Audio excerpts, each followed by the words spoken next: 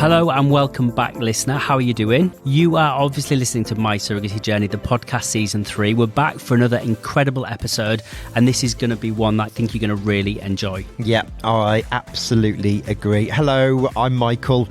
I am the other half of Wes.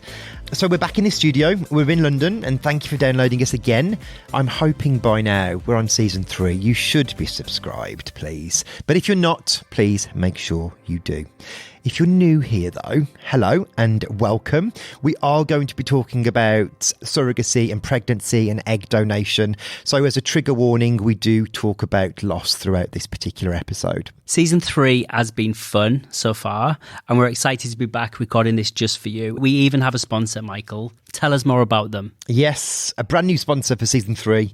We are working with Manchester Fertility, the UK's leading specialist offering IUI, ICSI and IVF treatments, awarded Best Fertility Clinic in the northwest of England, along with earning a Patient Care Excellent Award. So today we're talking to Debbie Evans, who is My Surrogacy Journey's clinical lead, and Leanne Drewell, who is My Surrogacy Journey's surrogate and known egg donor lead. Hello, ladies. How are you doing? We're all good, thanks. Thank you. So on this episode, Debbie, you're going to help provide us with some super interesting insights to egg donation and the criteria around it, the clinical procedures and what you need to consider when becoming an egg donor, and also looking at the risks of egg donation. And Leanne, you're going to talk to us about your experiences of being an egg donor yourself and how you manage our known egg donor programme. Amazing. So we've got 2 very talented ladies on the podcast today with lots of experience, so we should be able to give you a real general overview about what you can expect if you are looking to donate eggs, whether it's anonymously or whether it's known. Let's allow you to both give us an intro. Debbie, well, let's start with you. So I'm Debbie Evans. I'm the clinical lead for My Surrogacy Journey, and my role within the agency is to speak with and have a clinical consultation with our intended parents, our surrogates and our known egg donors. So it's really important that I have good insight into what's required when you get to clinic level so that we make sure that you're fit for the journey ahead. I've actually been within the fertility sector for 26 years now. Wow. Wowzers. Majority at clinic level and at senior management level. So I've been there, seen it and done it, and been part of lots of the regulations within fertility itself. I've been a big part of the HFEA reforms. I work with some of our medical partnerships such as the British Fertility Society.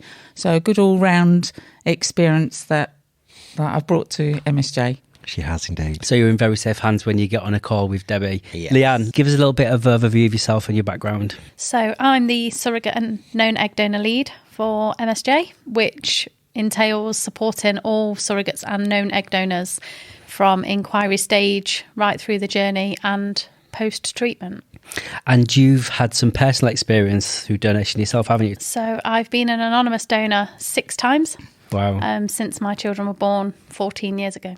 What an amazing thing to do. I mean, we hear it all the time of these people that we come into contact with, surrogates and non-donors or donors generally, and the amazing gift that they give to people to help them either complete their family, start their family. There's so many amazing people out there who just want to help people. Leanne, what was the prompt for you to become a donor? Believe it or not, I heard a radio advert on the way to work. Oh, really? Crying out for egg donors. I didn't even know it existed. Didn't even know it was such a thing. And somebody said to me once, you'll never understand love like you love your children. And I just sort of sat there for a minute and thought, I can't ever imagine not having my own children or somebody telling me I can't have my own children. So having heard the radio advert, I just gave them a call and it went from there, really. Amazing. And we're going to talk more about that in a minute. Debbie, this is really for you. We're seeing donation become more common and be more front and centre, especially with surrogacy on the rise. Talk to us, if you can, about how you've seen the popularity of egg donation develop, especially over the last 10 years. So we know in general that people are leaving their fertility later. So in the general fertility sector, the clinics are seeing more and more women over the age of 35 and over the age of 40, and they don't realise how quick their ovarian reserve runs out. So women that hit around about the age of 35, their ovarian reserve starts to diminish. And so many people are just clueless on those facts. They're not taught it at an earlier level. No. We are in the schools now We are educating. We are much better at getting that information across. So people are coming to us. But in general, women and couples are leaving it until much later in life. So by the time they hit the fertility clinic, they've already been trying for perhaps 2 or 3 years. Or in the same-sex community, they already know that that's the journey that they need to go on. And so they get to the fertility clinics and they realise they have no ovarian reserve and they didn't need to think about egg donation. So it is on the rise. It's a much more safer, proactive experience now with egg donation in the fertility sector. The lifting of donor anonymity back in 2005 did have a huge impact. And we're now hitting the children that were born as a result of that this year, 2023. And so that really impacted on how many donors were coming forward. As in reduce the number? Yep, absolutely reduced. Because of that donor anonymity, people... They were scared. They were worried that children born as a result of their donation were going to be knocking on the door at the age of 18.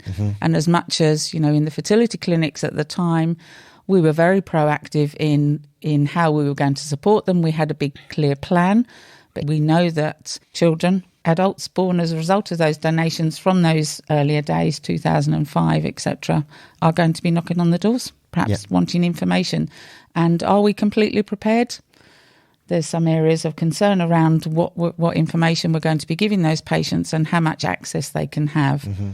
But in the last 10 years, I would say that has started to increase again in both egg and sperm donors. We're now having people come through the clinics from an altruistic point of view as much as an egg sharing point of view. So to look at the two things, egg sharing is very popular through fertility clinics. So those are donors that need fertility treatment and perhaps finance could be a big issue. So they have an option to egg share. And that means that they go through the IVF process and they share half of those eggs with an anonymous recipient. Okay. So that's on the increase because it's making it affordable for those patients that might not have had.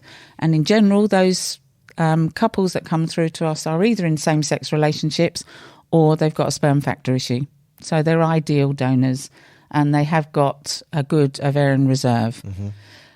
So it is increasing and we have got more access. But because people do generally leave it till they're a bit older, we do need more donors. So we need to think about how we're going to recruit donors moving forward into the future. The other thing to discuss is the rise of egg banks.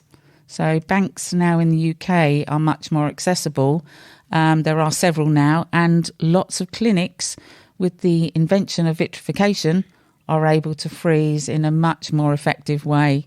We always worried about our slow freezing techniques, 10 years ago, because the outcomes were quite poor. And now with vitrification, we're very confident that you're going to get a 95 to 97% success rate on the freezing and thawing of those eggs. Okay, that's interesting because I always assumed that the thawing of eggs was still very fragile versus sperm because of the one cell issue. That's improved now with latest techniques. So much more improved. And we've learnt from particularly our Spanish colleagues because they've done really huge numbers and we're learning their techniques. And so because of the vitrification techniques, we're really confident with the programs that we have. Now, in the UK, we still need to create the numbers so that we can confidently say that we've got X amount of success. And until we really do get those numbers through the door, because we're still in its infancy in the UK, but across the board, we know, discussing with our colleagues around the country, that the techniques have really improved and that we're getting good success rates. What type of people do you see that are coming through that need donation? Because I think there's the perception that, typically it's a same-sex couple or a single gay man that needs that. But I know that's very different. But I think the listener might naturally assume that it is. Tell us about the type of people that need eggs and why they need eggs. So there are people that are born without ovaries, so that they know from a very early age that that's going to be their route for them. So they're very clear cut. They, know from early on and hopefully they've been prepared for that. And so by the time they come to the fertility clinics, they have armed with knowledge and they have good understanding on what they need to do. But I alluded to the older patients. They've been on quite a rocky road of a journey. And by the time a heterosexual couple generally comes into needing egg donation and then perhaps surrogacy, those patients have been on a much rockier road. So they've already tried their own fertility. They've perhaps had IUI and IVF and all sorts of treatment through the fertility clinic. And then there comes a point where their AMH, which is anti-Mullerian hormone, that's what determines our stock of eggs, has really diminished. And that can often come as a massive shock to our patients. And to then having to consider or being accepting of receiving a donor egg is quite a tough one. So we need to be really prepared at clinic level to support patients through that. So lots of counselling and support. And, we do always say it's nature versus nurture. And, when a woman gets to carry that child, then the nurturing takes over from the actual physical nature. But it's a tough one, and not everyone can go down the egg donation route. And Debbie, tell us about oncology, because that plays a big part in donation as well, doesn't it? Yep. So obviously patients that need to have cancer treatments, hopefully they've got good oncologists that refer them straight through to the reproductive side. And from a clinic perspective, we need to be proactive very quickly. So you might get a call to say, we've got this patient on a Friday evening, and on Monday they've had their consultation, and they're ready to start their treatment. Yeah. And we can start at any time of the cycle. So the procedures that we use can mean that we don't have to wait for a period to start, because the longer you leave things, the more chance that you're putting them at higher risk of their cancer evolving, etc. Yeah. And would that be a different type of egg retrieval process versus, or is it exactly the same? Exactly the same. It's just you're not cycle dependent. You just get on with it and you just do it. And obviously you're just collecting as much. And it may well be that you have time to do 2 cycles. We do duostims, where we can do 2 lots of cycles within a frame. So you can stimulate within the luteal phase, which is the second phase of the reproductive cycle, rather than just the follicular phase, which is where the egg normally grows. So you can do 2 lots. You give a tiny little break of 2 or 3 days, and then you do again with stimulation to try and recruit and get as many eggs as possible before they need to think about their oncology treatment. Okay, interesting. Yeah, and I think it's kind of really helping the listener understand the breadth of the type of people that need to use donor eggs. I think it's a lot more than I ever anticipated, and I certainly speak to a lot more people with a really diverse range of understanding of why they need donor eggs. Let's hope that the listener that is listening right now wants to become a donor. I'm going to come to you in a second, Leanne. What is the criteria from a clinic perspective, firstly, to become a donor? Okay, so in general, you need to be under the age of 35. Unless you were doing a known donor route, then that will be dependent on your general health and your AMH, your ovarian reserve, to make sure that you have got eggs to donate. But in general, you need to be under the age of 35. Your BMI needs to be under 35. That's really key, because you do need to have an element of a sedation process. So you need to be safe. First rule of medicine is to do no harm. So we do not want to put you in an unsafe environment. So your weight needs to be down, or your BMI needs to be under 35. You need to have a normal AMH, and that means in that we use a Gen 2 assay across the UK, which means it needs to be between 6 and 20. So that's a normal range, so that we know we've got a good chance of retrieving eggs. You need to be a non-smoker. That's really important that you do not smoke, and lots of clinics will actually do a physical test to see if there's nicotine traces. Oh, wow, okay. You need to have 2 ovaries. That's really key to get the best chance. And I'm not saying that we won't see you if you've only got 1 ovary. Perhaps you've had a cyst or something, you ended up losing an ovary, but it's very key that that's transparent at the very beginning. You can't be taking recreational drugs. That's very, very important. People say, well, I have the odd bit occasionally at a weekend. How's that going to affect? It will affect. So we make sure that you don't. And then really important is that you have no genetic or inheritable conditions that could be passed on. And we do that by testing you through a routine karyotype. But we can also do extended karyotyping nowadays, which is becoming much, much more popular within clinics. And most donors going through a licensed clinic route will have carrier genetic testing carried out, which is the extended screening. Which is what we offer as standard to all of our donors at My Surrogacy Journey. And so it should be perfect. It is. Debbie, what about mental health? People always talk about, mental health, whether it's something that runs through the family or whether it's prevalent in the particular donor. How does that impact donation? Well, of course it does, because first rule of medicine, do no harm. We do not want to exacerbate any mental health condition or a physical condition. So we do rule those out. So when we ask, have you got any genetic or inheritable conditions, the next question on will be, do you have any mental health disorders within your family? So, we're talking about things such as schizophrenia, etc., that is an inheritable or dominated as an inheritable condition and can be transferred on. But if it's a depression, we would talk further to you around what that depression was. Was it a postnatal depression? Is it something that was perhaps work-related, whatever it was, and that's you were on antidepressants and now you're off those antidepressants and you've not had a further bout. So the clinical lead needs to be able to discuss that with those persons, drill down into what that mental health episode meant, and is there any potential for risk in the future? Mm-hmm. So we do need to ask those questions. But it's hard to define mental health because people can have episodes for all sorts of reasons in their life. And that's totally fine. And we're not going to rule you out because of that. So we do need to the clinical person needs to drill down and find out what that episode was. And what's the kind of stance on medication? Does that impact? Yes, it can. So depending on the medication that you're on, with egg donation, we might not say that you need to come off of your drugs. We need to understand what the drugs are, and I'm not going to list them all here because there's too many, but the clinical person needs to ascertain what those drugs are. Is there any potential harm to the egg? It's different if you're a surrogate and you're carrying a pregnancy, then some of those drugs could be harmful in a pregnancy. But in general, in egg donation, some of the antidepressants you can continue to take. And that isn't an issue, isn't a problem. Interesting. Over to you, Michael. I've just got a random one that's just come into my head, so I'm going to put you on the spot now. I'm sorry. That's okay. Is it true that if you're adopted, you can't donate your eggs?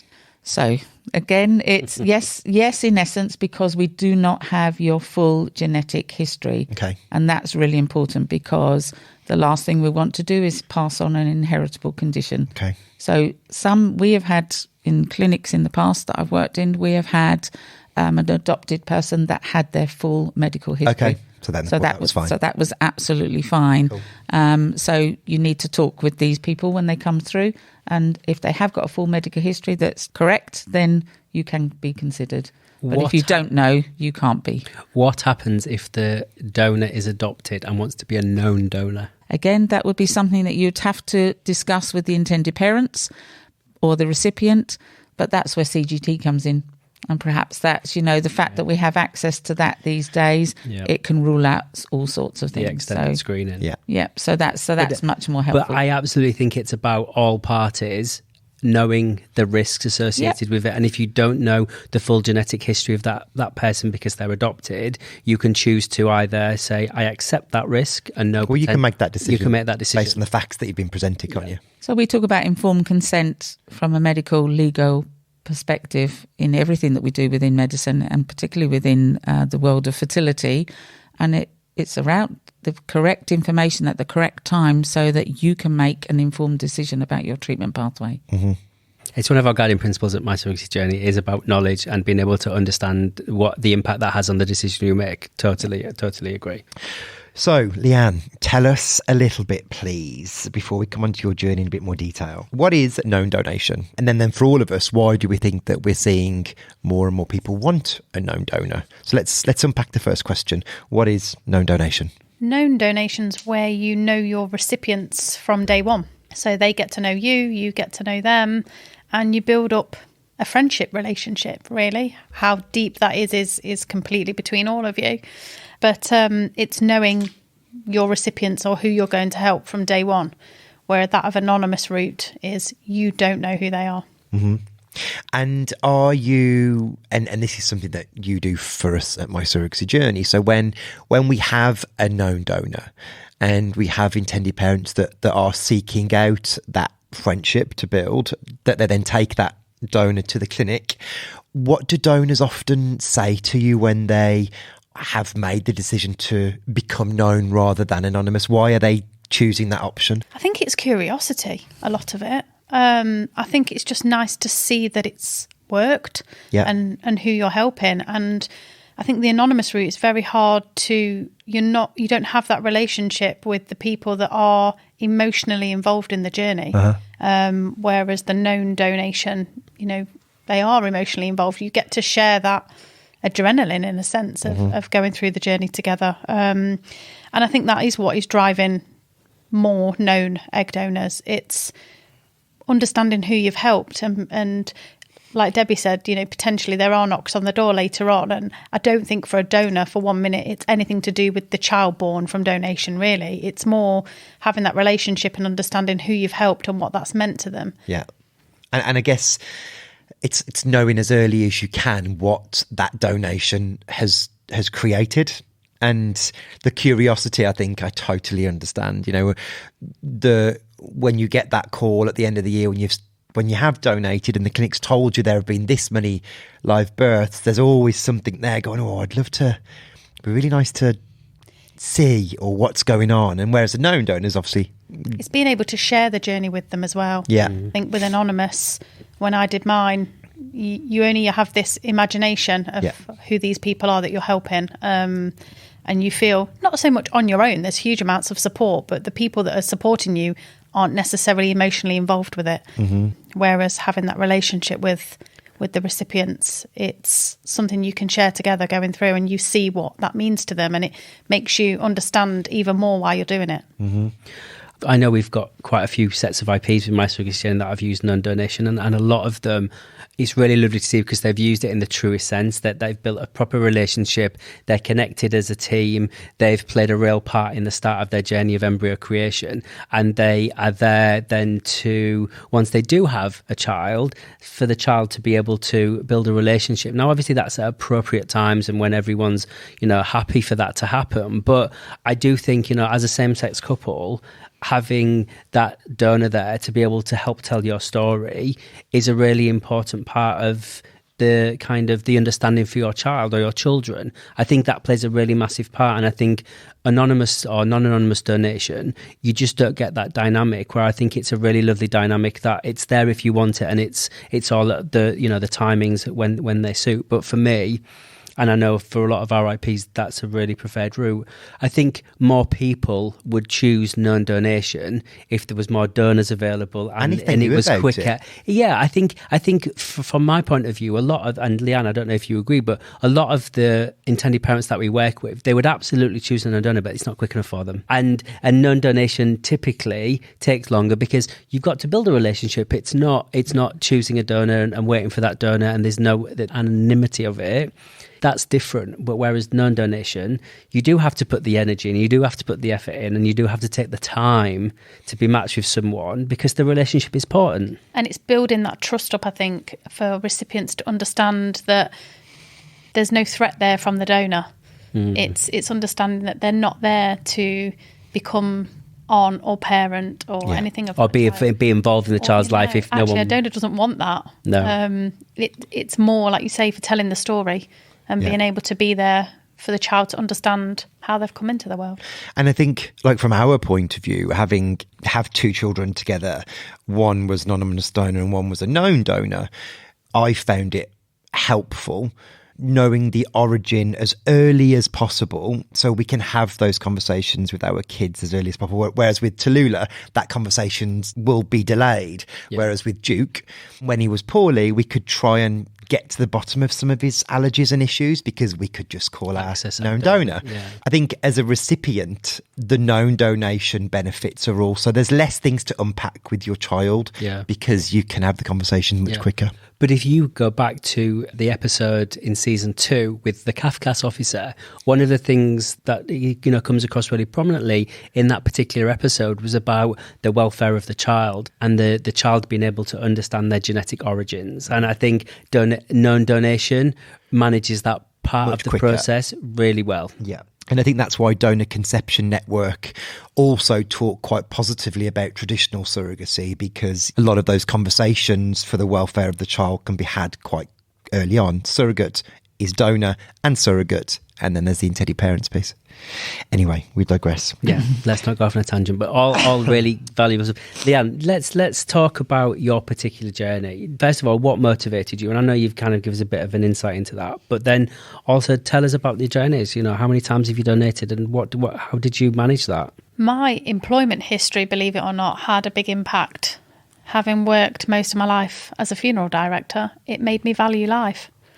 and realise, that there are people out there struggling, especially when I heard the radio advert that they were crying out for donors. My particular choice of an anonymous route, I felt actually wasn't a choice because I didn't know there was another route. Sure. Would you have done, curiously, Absolutely. You would? Would you have preferred that? Would you have preferred to have done known? I think the first one, I didn't have anything to compare it to. Sure. So I have donated 6 times to 6 different sets of intended parents. So the first one, I didn't really have much to compare it to. But when I started the second one, more things started to come into my head as I was going through the journey of what are these people like? What do they know of me? Do they know I'm going for a scan today? Do they know I'm due in for egg collection tomorrow? All those sorts of things. So absolutely, I would have done a known donation. And it was more, again, to share the journey of those emotionally involved. The adrenaline that I had going through my cycles, I felt I couldn't have that to share with anybody because everybody that was supporting me wasn't necessarily involved with it as such. Tell us about, Leanne, when you were matched then to recipients. What was that process like and how did that make you feel? So after I'd gone through all the clinical screening and to be told my profile was being viewed, so I did write an anonymous profile about myself, non-identifying. There was pictures of me as a baby and as a toddler that they could see. I didn't really have any sort of say in who I was matched with. I was just informed that my profile had been viewed. Somebody had accepted me as their donor and was happy for me to go ahead with the treatment. So it started from there, really. And how long did treatment last? What does that look like? Once all the consent forms and the screenings complete, the process actually is really quick. I would say no more than 3 weeks for my own personal journey. So I went on tablets to begin with for a week and then started a course of injections, which I think everyone gets nervous about. But they're really, once the first one's over, you wonder what you was worried about. And then, within sort of 10 days, you have regular monitoring scans to make sure that you're okay and everything is reacting as it should. And then egg collection's normally within sort of 2 weeks of starting injections. Well, it was for my journeys. And it's over with. That's it. What is it like going in for egg collection? Because there's normally a sedation or there's, you're in for, is it classed as day surgery, Deb? Would it be classed as day surgery? Day surgery, yeah. So it is treated like surgery. You'll kneel by mouth from the evening before. Well, I was, because my procedures were all first thing in the morning. It's very timed as well, from the last injection that you take to when you go in for egg collection. Okay. It is within a certain time just to make sure that they get the best out of the collection. Everyone was nervous, I think, about hospital procedures. I wasn't. No. I just looked beyond that. I looked that, the purpose of the journey was to help someone, and we were getting at that final hurdle where, they knew that eggs were being collected. So the procedure itself was pretty straightforward. I had a cannula popped in the back of my hand, as you do in most surgery procedures. And it was the best sleep I'd ever had. I didn't wake up groggy like you do sometimes from anaesthetic. It was just sedation. Didn't feel a thing throughout my sedation. I was completely out of it. Not any discomfort when you came round?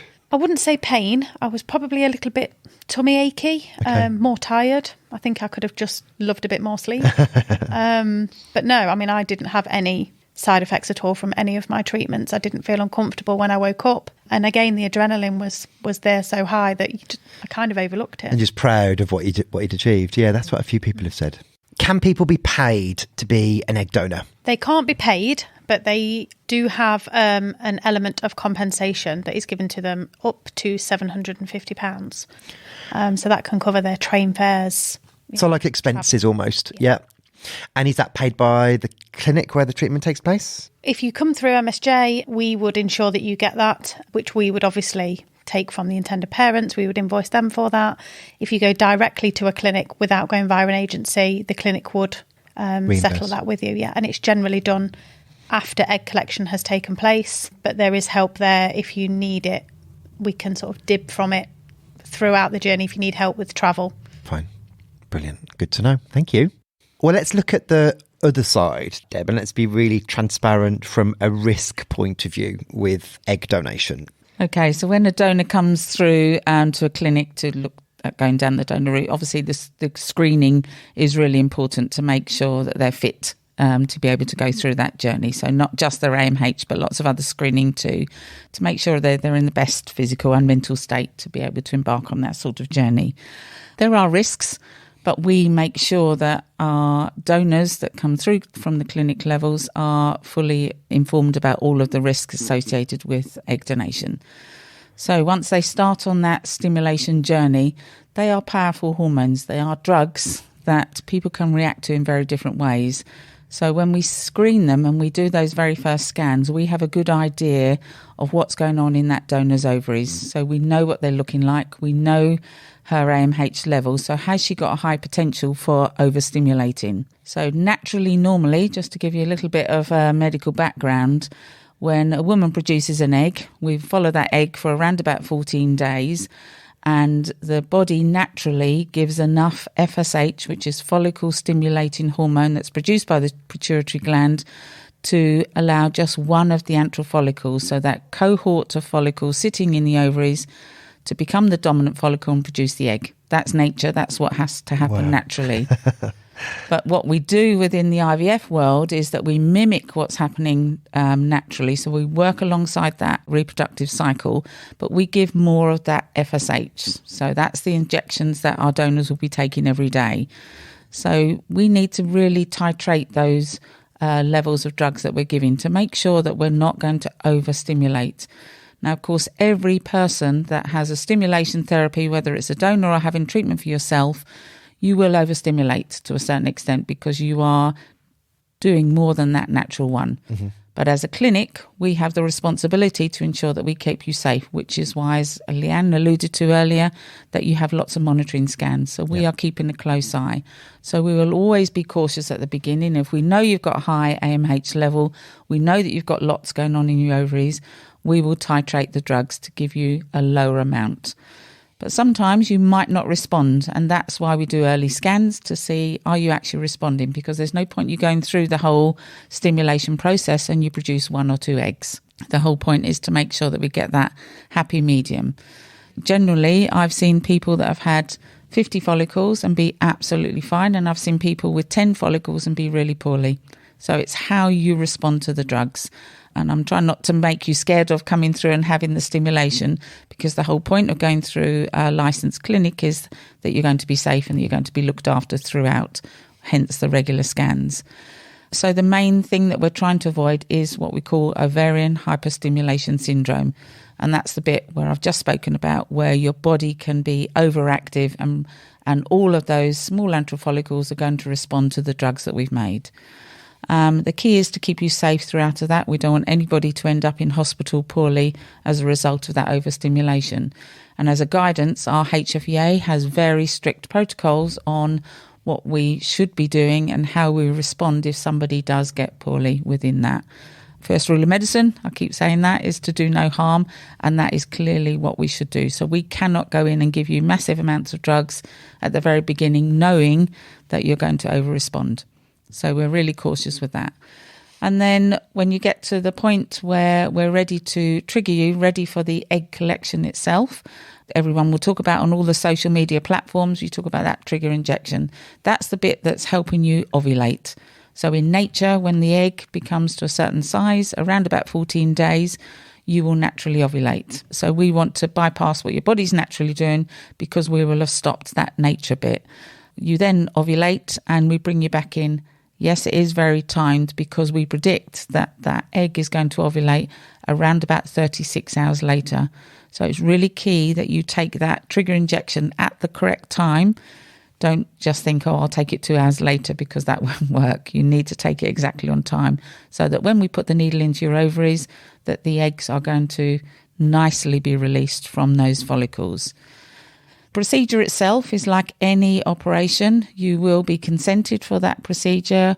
We make sure we go through all the risks. So there are risks such as bleeding, infection, all the routine risks of inserting a very fine needle through your vagina into those ovaries to take those eggs out. So of course there are risks, but we talk you through all of those bit by bit, and you will sign the consent form before you go into surgery, as you would with any surgery. You're generally in the clinic for around about 2 hours. Most clinics will do a conscious sedation rather than a general anaesthetic. So you're fully asleep, You have no recollection of that procedure, but you can be woken up very quickly.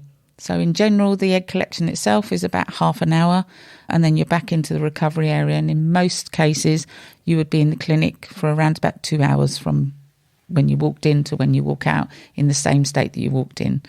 And most clinics now will always give you a prophylactic antibiotic because we have inserted a fine needle and we want to make sure that there's no infection afterwards.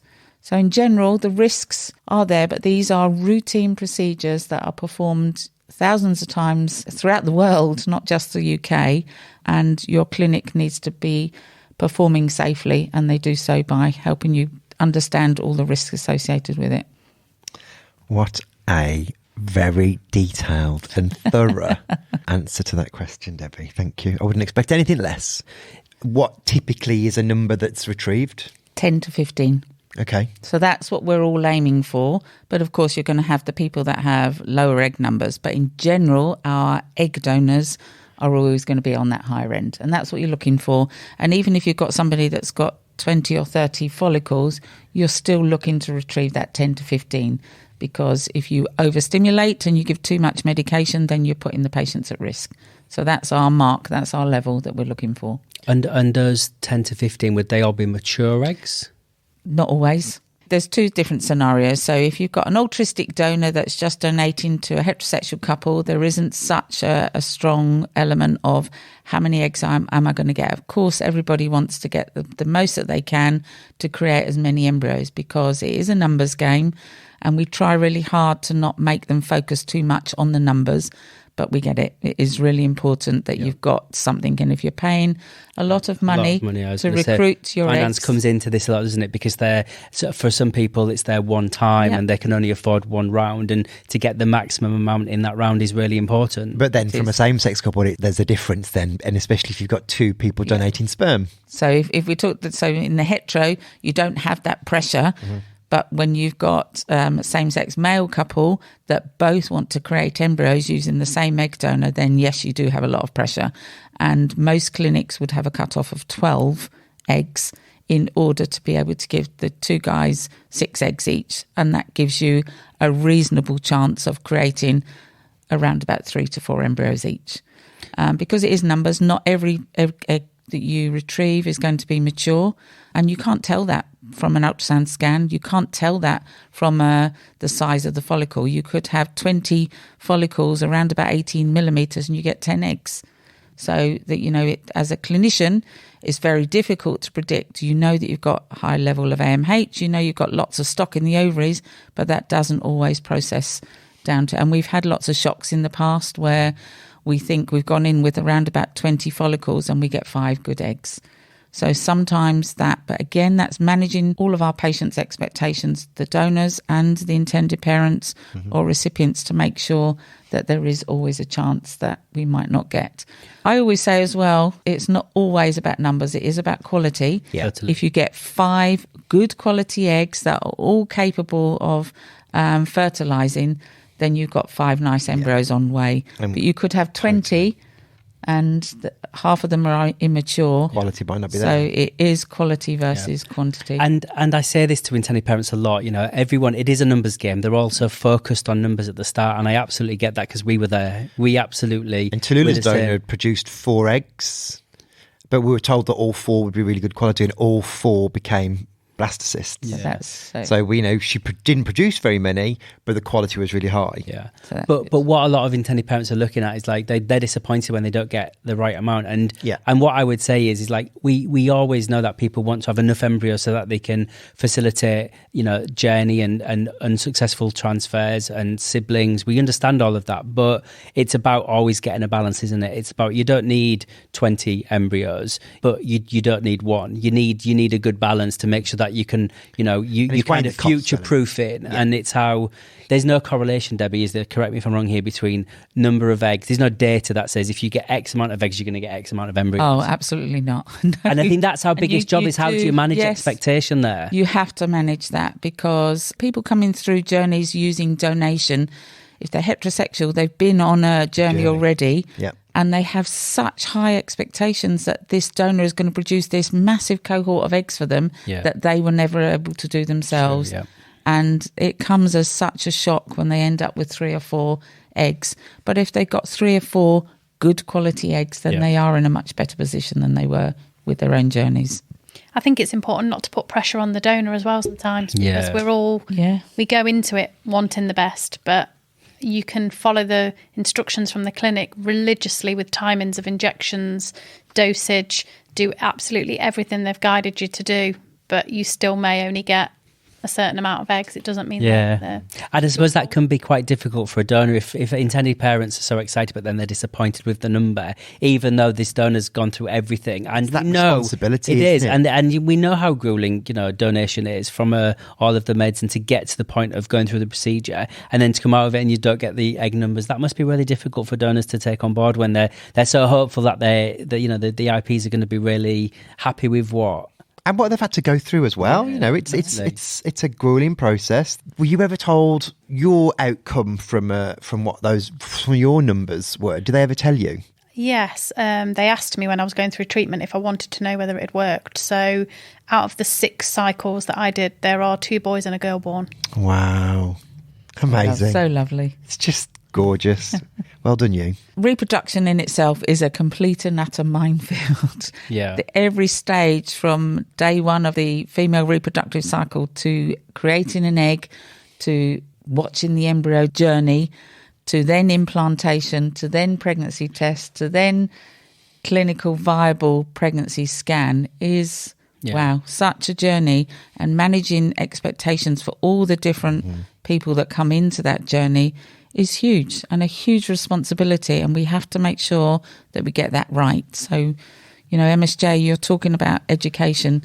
That is really key, that we make sure that everyone is educated throughout the whole process so that they don't have those horrible times. And I think if one thing that the listener gets from this podcast particularly is a better understanding of the time frames and the potential outcomes, or the lack of outcomes and the options, for me, if those are much more clearer, because I often speak to a lot of intended parents, and I'm sure you speak to a lot of donors, where they have no comprehension about what they're about to embark on and how it's going to be impacted and the potential outcomes. I think everyone assumes that just because they're using donor regs, they're using a good clinic, it's all going to be hunky-dory. Well, it doesn't work like that, does it? It's all about science, and there's lots about genetic compatibility, all of the things associated with it. Nothing's for certain, is it? Sometimes when you're managing those calls, it could be that you've got beautiful eggs, you've got great sperm, and no fertilization.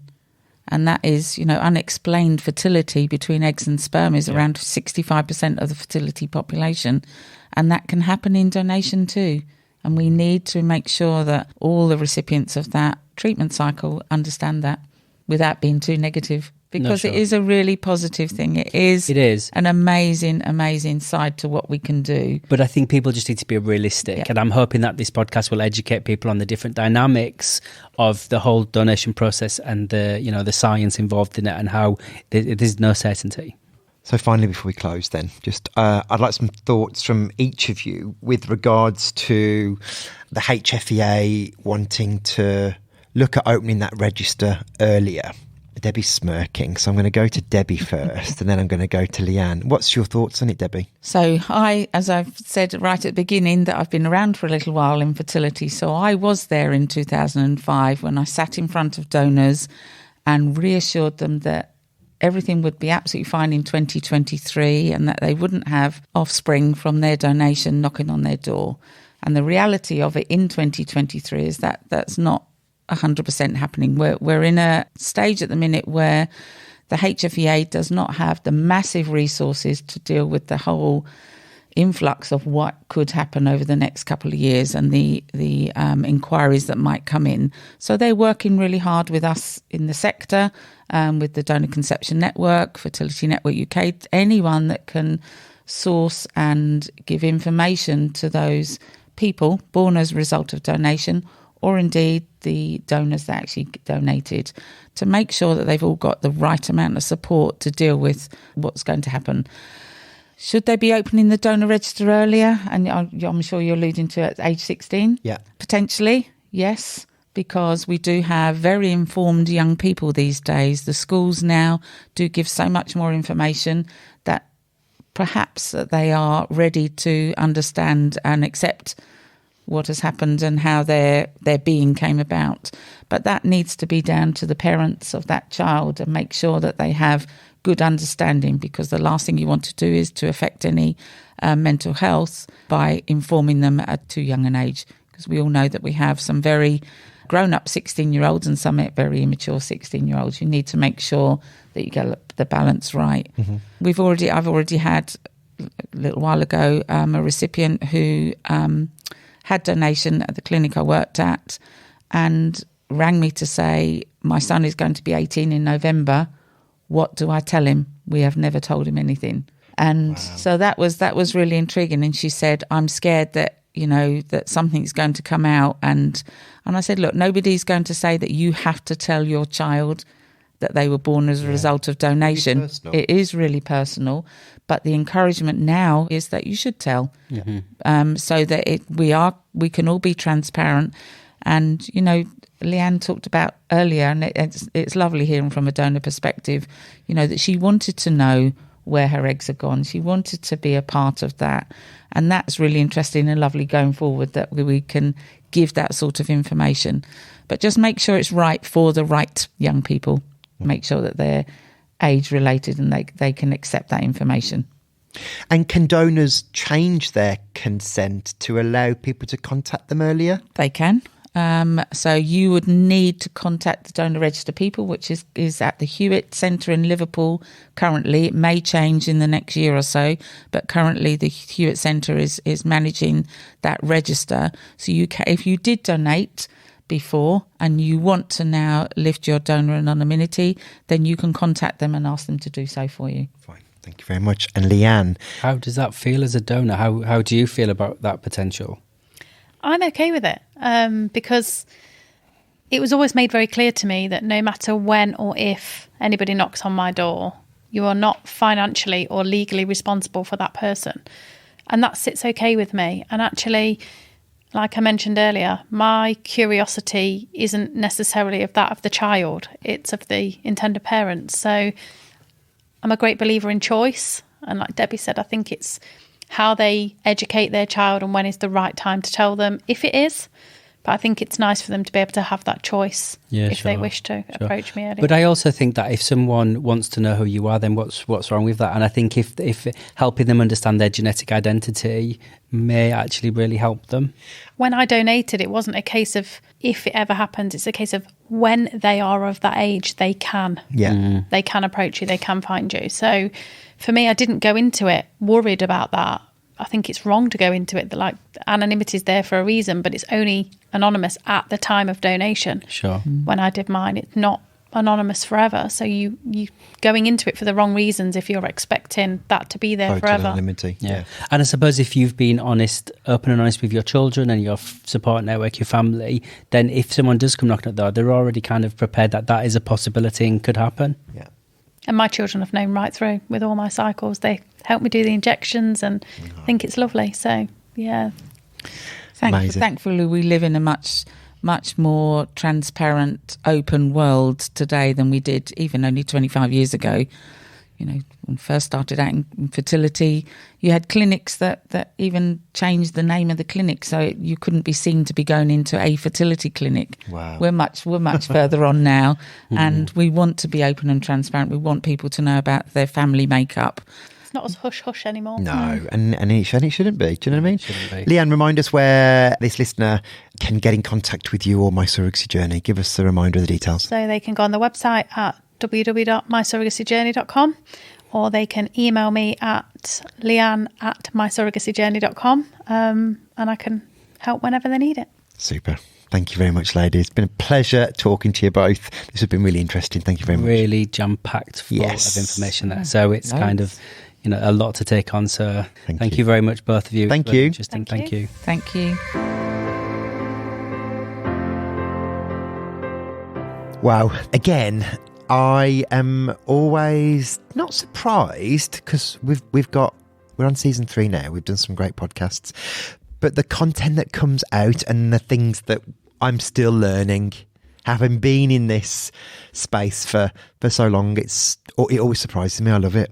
It does. And remember that the information that you get on this podcast, there's always a lot more to it. We give you some flavours, we give you some hints, some of the things that you need to know, but there's always more. So, you can speak to your My Surrogacy Journey coordinator to help you understand it. And I think for us, choosing your donor is often something that you do really early on in your journey, and it's a really critical part. And we didn't really talk about the impact of the choices that you make with donation, but it does impact you and your future children for the rest of their lives. So it's a really massive part of the journey. I think sometimes people underestimate the impact of the choices they make when choosing a donor. And you spell that out to people really early on, which I find really interesting. The whole, what does your complete family building look like? How many children would you like? And you're right, this is a conversation that you are going to have with your little humans in the future. And you don't want to have rushed a decision. You want to take it really seriously. You do want to consider all of the factors behind picking a donor. So I always, if you're listening now today and you're having that consultation with Wes or any of our team, it's so right to really take your time in making that donor decision, because it's really, really important.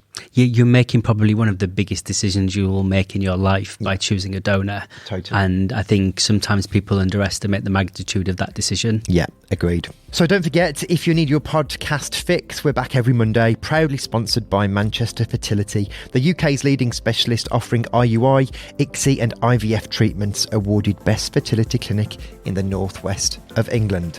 If you want to find out more about My Surrogacy Journey, then head over to our website, which is mysurrogacyjourney.com, or find us on Instagram at official My Surrogacy Journey.